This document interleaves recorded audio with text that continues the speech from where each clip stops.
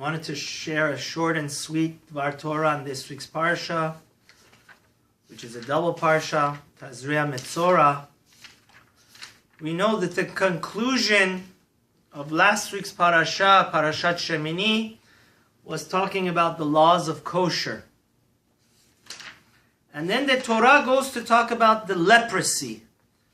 Tazria, Daber al Bnei Yisrael Emor Isha ki Tazria v'al Zachar, talks about women giving birth. But the main subject of this week's Parsha, if we look in chapter Yud Gimel 13, Vaydaber Adonai al Moshe vel Aaron lemor, Adam ki yeh beor besaro set usapachat. Somebody that gets a leprosy, which is not a physical ailment, but is a spiritual ailment. If you talk gossip, Lashon Hara, Motzi Shem Ra, you spread false rumors about innocent people, or even people that are not, Motzi Shem Ra is innocent, it's a false accusation. Lashon Hara is talking gossip even though it's true. So I saw a beautiful, really brilliant explanation. What is the end? Nothing in the Torah is coincidental. The end of last week's Parsha talks about what? The laws of which animals are kosher, which animals are not kosher. Obviously, pig is the most unkosher animal. Then the Torah talks about not eating bugs. That's why you have to be very proficient in the laws of how to check strawberries and all the different vegetables to make sure bugs, even though they have a lot of protein, they're absolutely not kosher. That's what the Torah says in the conclusion of last week's Parsha. Zot Torah behema ba'of v'chol asher hachaya romeset b'mayim. We can't eat non-kosher birds, four-legged animals, or even worms. And that's what makes us holy. So what does this have to do with this whole entire episode of Motzi Shem Ra, of not spreading false rumors which will cause us not to get the spiritual sickness of leprosy? So the Torah is telling us, again, why does the person become a Metzora? Why does the person have to be locked up out of the city and the Kohen has to come identify his sickness?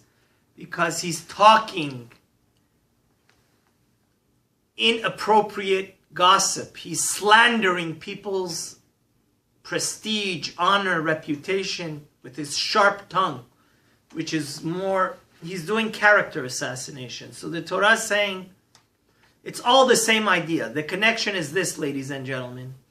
Just like every Jew knows that what goes into his mouth has to be kosher, has to be OU. He can't have bacon chips, he can't have pork, he can't have pepperoni pizza, he can't have a cheeseburger. It has to be glad kosher. The same token, read the Zohar on this week's Parsha. What comes out of our mouth also has to be kosher. Think twice before you speak once.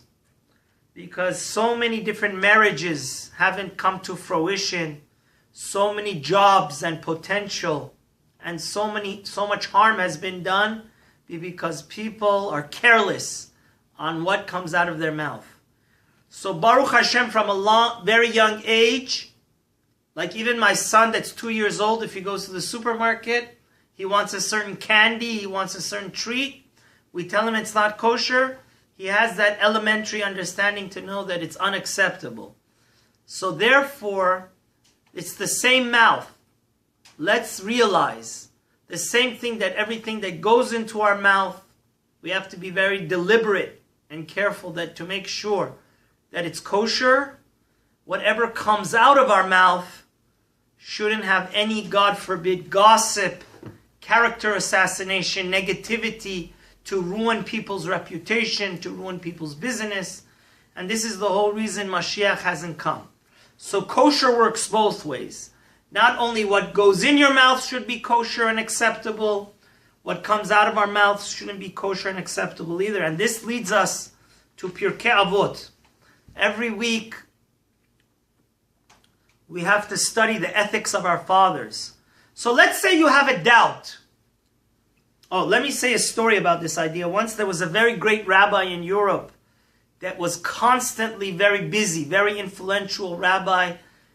Hundreds of people would ask him questions about halakha, Jewish law. So he said a remarkable thing. He says he lamented once. He was so frustrated. He said, people come every day on a constant basis and ask me, Rabbi, the shochet slaughtered this bird. Check if the heart, if it's kosher. They're constantly asking me, is this animal kosher? Was this shechita kosher? But he said, it's very, very unusual. Almost never people ask me, Rabbi, I want to go stab somebody in the back, say a certain rumor about somebody. Is it considered Lashon Hara or not? Should I say it or not? So that's what the rabbi, that big rabbi in Europe, was so upset about. He said, people are always asking me on a constant basis. I mean, me personally, I was, on Passover, is this lipstick kosher? Is that kosher? But we rarely and seldomly, somebody comes to ask advice to the rabbi, is, hey, I'm about to say something very controversial that may be Lashon Hara, and I may be destroying somebody's reputation and life and future. So the same way that we have to, when you're in doubt, if something is acceptable, kosher LaPesach, you ask your rabbi. Maybe we should start asking our rabbis, hey, be more deliberate.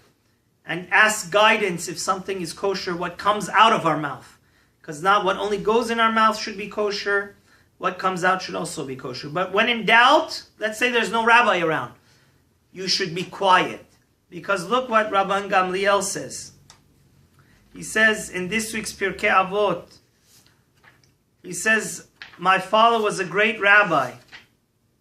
And I saw that the greatest attribute of all is what?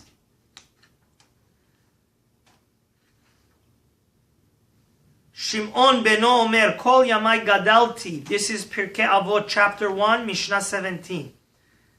All the days I grew up amongst the scholars, the Torah teachers, and I saw that the greatest thing for the body is what? To be quiet. So, ladies and gentlemen, before we're about to ruin somebody's reputation, and it's so easy with text messaging and Facebook and emails, let's always remember that Rabban Shimon ben Gamliel says, I grew at the lap of the luxury of to be around great rabbis and scholars, and I saw the best advice is to be quiet. If we don't have something nice to say,